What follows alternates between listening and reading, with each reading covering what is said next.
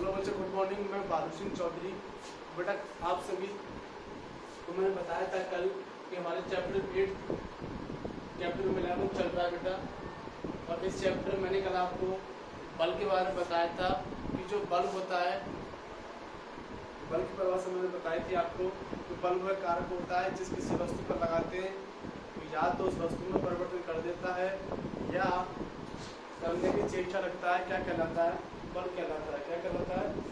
बल कहलाता है। मैंने कल यहाँ तक बताया था और मैंने बल के बारे में बहुत कुछ बताया था। कल मैंने बताया था संपर्क बल, और उस संपर्क बल में मैं पहले बताने वाला हूँ आपको, वो होता है पेशीय बल। कौन सा बेटा? पेशीय बल।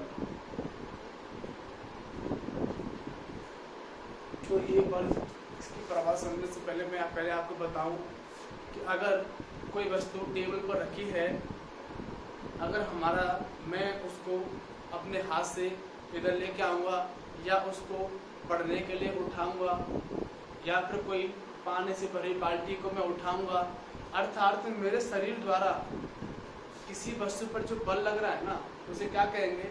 पेशी बल कहेंगे। परिभाषा कैसे बनाएंगे कि हमारे शरीर की मांसपेशियों द्वारा वस्तु पर लगने वाले बल को क्या कहते हैं? पेशी बल कहते हैं। क्या कहते हैं बेटा? पेशी बल कहते हैं। अर्थात बेटा इस पेशी बल में हमारे शरीर का होना आवश्यक है। हम अपने शरीर से जो भी कोई क्रिया करेंगे और जिस किसी वस्तु पर बल लगाएंगे, हम अपने शरीर से लगाएंगे, तो ये हमेशा पेशी श्रेणी के अंतर्गत आएगा। किसमें आएगा बेटा? पेशी श्रेणी के अंतर्गत आएगा। तो इसकी परिभाषा मैं आपको बताने वाला हूँ। हमारे मांसपेशियों में क्रिया से लगने वाले बल को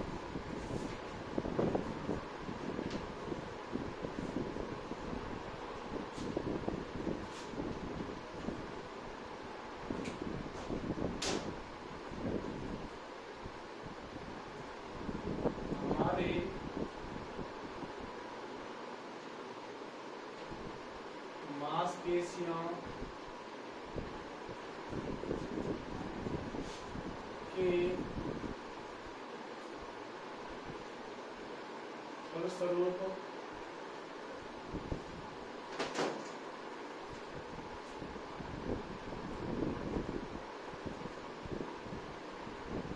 लगने वाले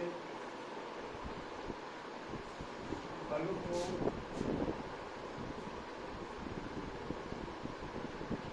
पेशीय बल कहते हैं।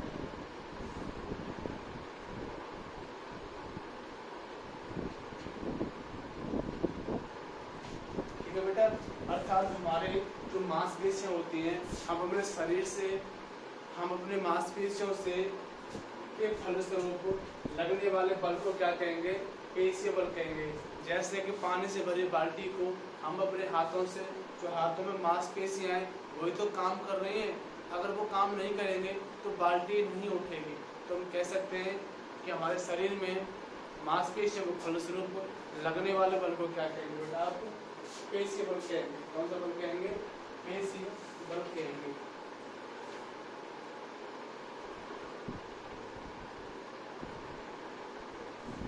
अगला जो आता है उसे कहते हैं बेटा घर्षण बल। कौन सा? घर्षण बल।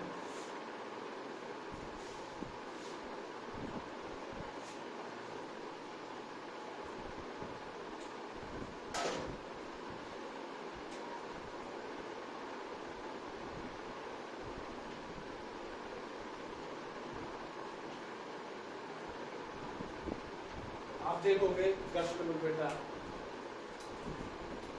किन्हीं दो विपरीत सतहों के मध्य लगने वाले सापेक्षिक बल को घर्षण बल कहते हैं बेटा।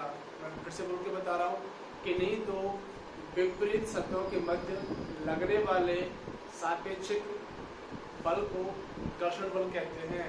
जैसे हम लोग जमीन पर चलते हैं तो जो हमारा पैर है ना, वो पीछे की तरफ जाता है, तो वो क्या है? एक प्रकार से घर्षण बल है। क्यों? तो पृथ्वी हमको क्या कर रही है? घर्षण बल देने का सहायक कर रही है। अगर कहीं पर भी चिकनी पदार्थ होते हैं, पानी फैला हुआ हो और हम उस पर स्पीड से जाते हैं तो वहाँ पे क्या हमारा घर्षण बल कम लग जाता है और हम फिसल जाते हैं।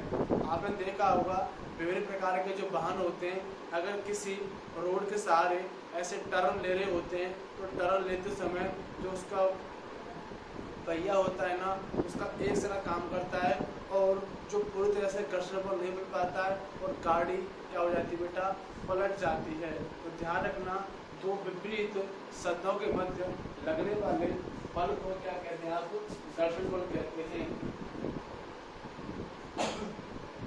आपने कुछ अनुभव किया होगा जब फर्श पर लौटने वाली गेंद धीरे धीरे धीमी हो जाती है और अंत में रुक जाती है।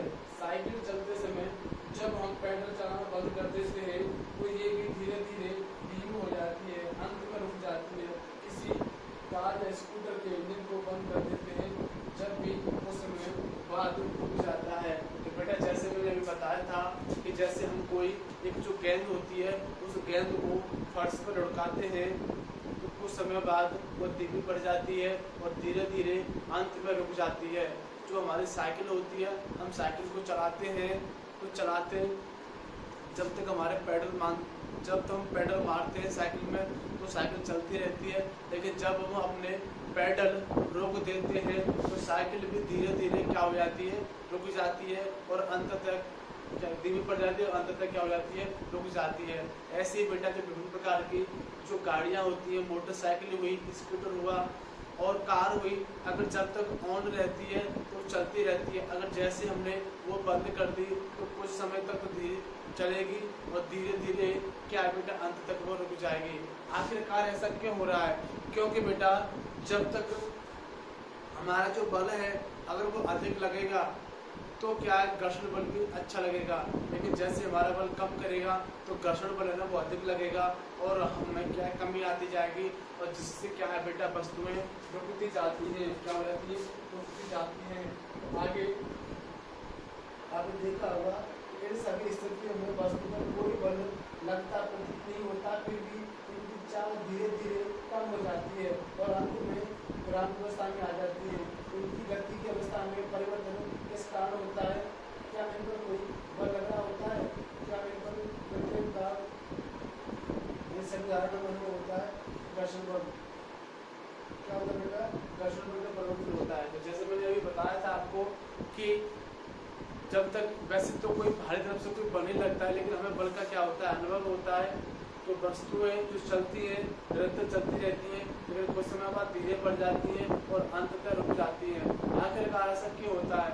तो बेटा इन सभी के पीछे जो होता है वो क्या होता है, घर्षण बल होता है। मैंने अभी आपको परिभाषा देकर बताया था कि घर्षण बल वह बल होता है जो दो किन्हीं विपरीत सतहों के मध्य लगता है, जो किन्हीं विपरीत सतहों के मध्य लगता है। उसे क्या कहते हैं आपको? घर्षण बल कहते हैं। क्या कहते हैं? घर्षण बल कहते हैं।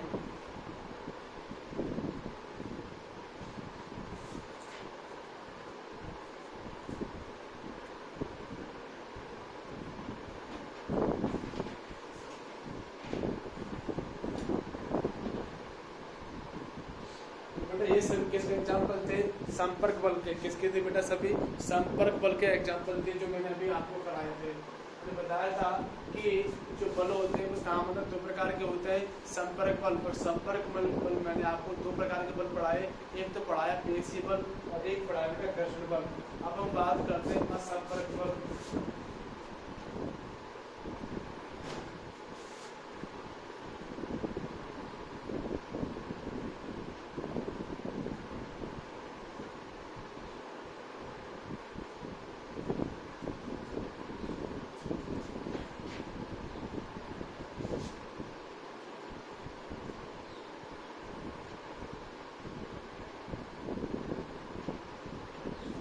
असंपर्क बल बेटा पहला पढ़ते चुंबकीय बल।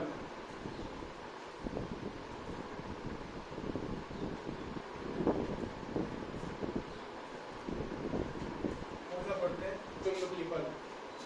तो जैसा कि आपने देखा होगा बेटा, चुंबक में दो ध्रुव होते हैं, एक तो उत्तरी ध्रुव और एक दक्षिणी ध्रुव।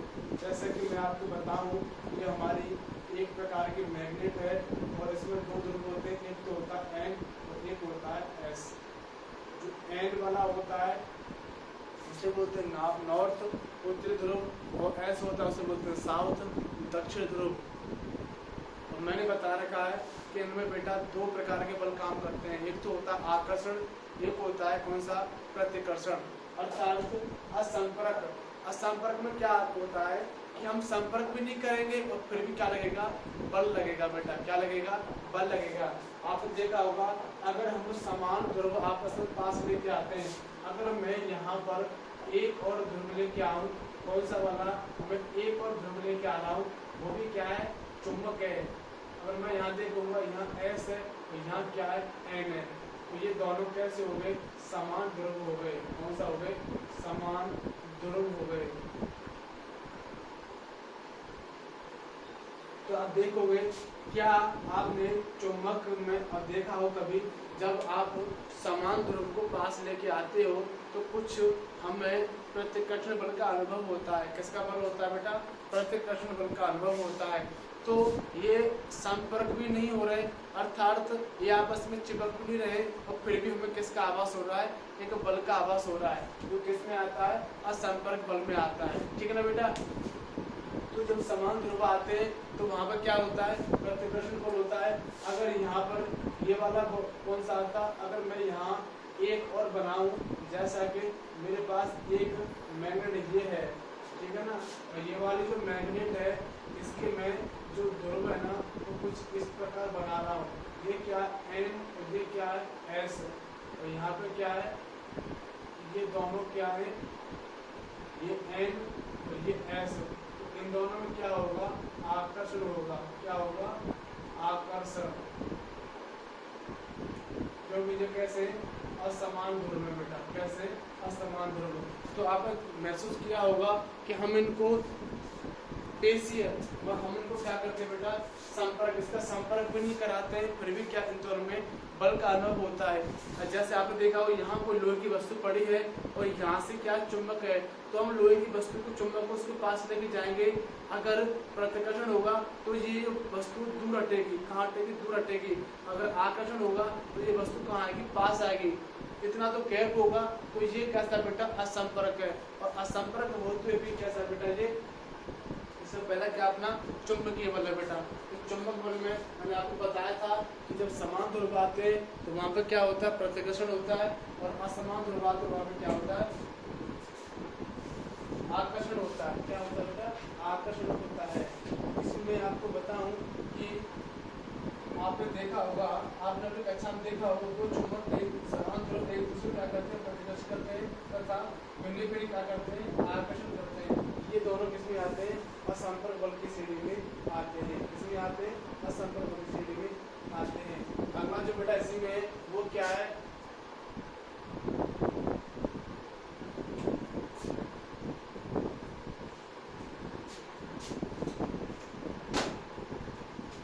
अगला है स्थिर वैद्युत बल। ठीक है बेटा।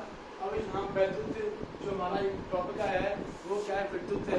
और आप विद्युत जानते हो, करंट जो होता है उसमें बेटा धनायन और ऋणायन काम करते हैं। क्या करते हैं, धनायन और ऋणायन। ये वाला जो होगा वो होगा धनायन, ये होगा ऋणायन, और ये ऋणायन, ये भी ऋणायन, ये धनायन, ये भी धनायन, तो ये धनायन ऋणायन काम करते हैं बेटा। तो मैं आपको बताऊं, इसमें भी बेटा इसमें होता है वो इसमें होता है।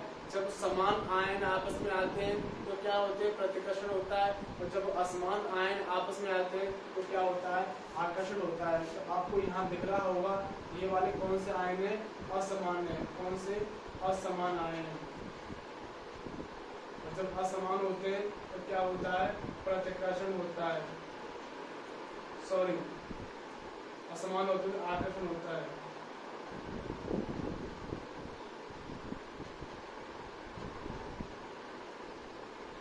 इसको क्या बेटा, जैसे कि ये समान है, कैसे, ये दोनों कैसे समान है, इनमें क्या होगा, प्रतिकर्षण।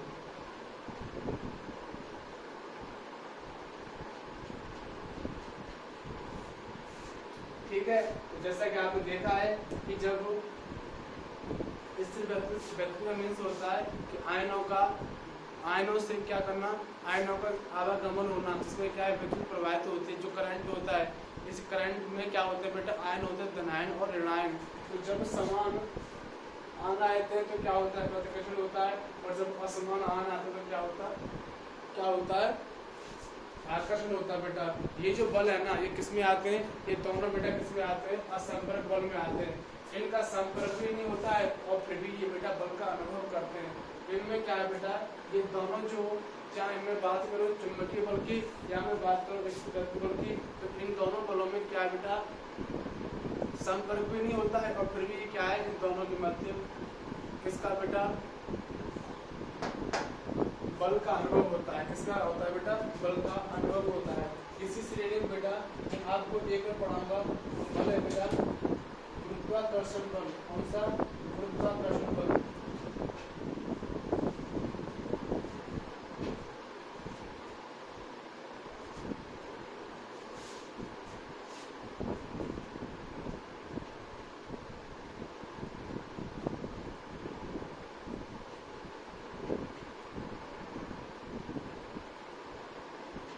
गुरुत्वाकर्षण जो बल है ना बेटा, वो इससे श्रेणी में आता है, किसकी में, असंपर्क बल की बेटा।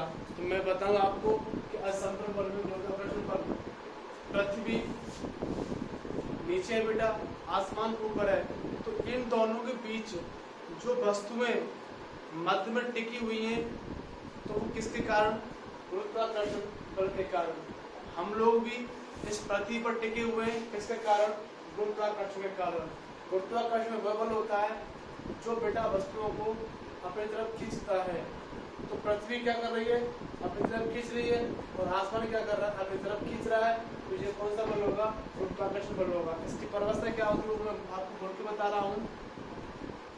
गुरुत्वाकर्षण बल जो होता है वो दो द्रव्यमानों के बीच की दूरी का क्या होता है बेटा, दो द्रव्यमानों के जो गुरुत्वाकर्षण बल होता है, F बराबर क्या, F बराबर m1 m2 बट्टे r स्क्वायर। मैं आपको बताऊं कि m1 एक दूरी है, पिंड है यहाँ से, और क्या है m2, क्या बेटा m2 यहाँ पर है। इन दोनों के बीच की दूरी r है। तो जो बल होगा ना वो क्या होगा, मैं आपको बोल के बताऊं। जो गुरुत्वाकर्षण बल होता है वो दोनों द्रव्यमानों के गुणनफल के समानुपाती होता है, एवं गुरुत्वाकर्षण बल जो F होता है इन दोनों द्रव्यमानों के बीच की दूरी में क्या होता है, व्युत्क्रमानुपाती होता है। ठीक है ना बेटा। तो पहला समीकरण बेटा क्या है, F समानुपाती m1 m2, यहाँ जो होगा वो होगा समीकरण नंबर 1, और F समानुपाती 1/r स्क्वायर समीकरण नंबर 2। मैंने भाई आपको बताया कि जो गुरुत्वाकर्षण बल होता है वह दोनों द्रव्यमानों के गुणनफल के क्या होता है, समानुपाती होता है, और यही बल दोनों द्रव्यमानों के जो बीच की दूरी होती है उसके वर्ग के क्या होता है, व्युत्क्रमानुपाती होता है बेटा। क्या होता है, व्युत्क्रमानुपाती होता है। तो बेटा मैंने आज आपको संपर्क बल और असंपर्क बल करा दिया, एक बेटा मैं परिभाषा बता दी और आपने रिवाइज कर ली होगी। ठीक है बेटा। तो वीडियो कैसी लगी, अच्छी लगी होगी तो मेरे को बताना।